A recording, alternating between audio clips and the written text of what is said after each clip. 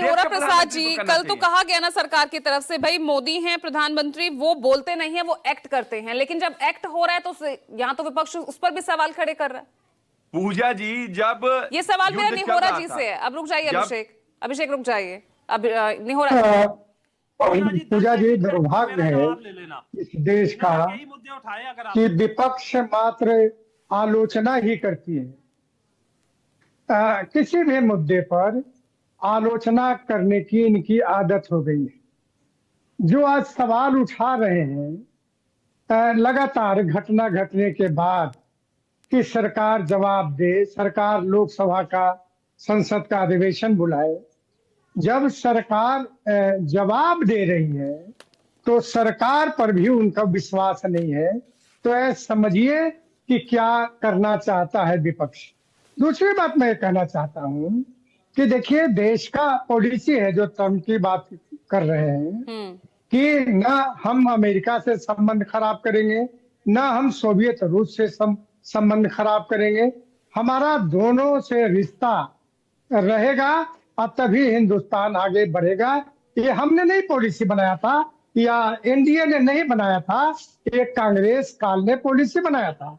दूसरी बात मैं कहना चाह रहा हूं कि ये जो आज सवाल उठा रहे हैं, जरा 10 वर्षों में इनकी सरकार थी, 4 से 14 तक 53 आतंकी घटनाएं हुई।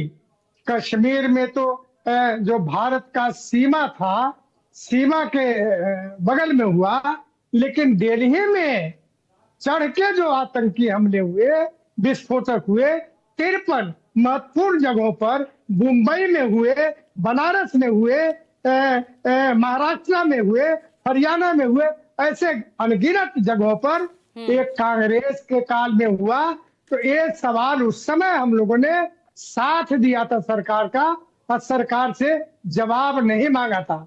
लेकिन यह जो जवाब मांग रहे कार्रवाई के बाद, पहली बार देश के प्रधानमंत्री और देश की सरकार ने हिम्मत दिखाई कि उसके सीमा में घुसकर आतंकियों को मारा, उसके ठिकानों पर हमला किया, उसकी एयरबेस को बर्बाद किया।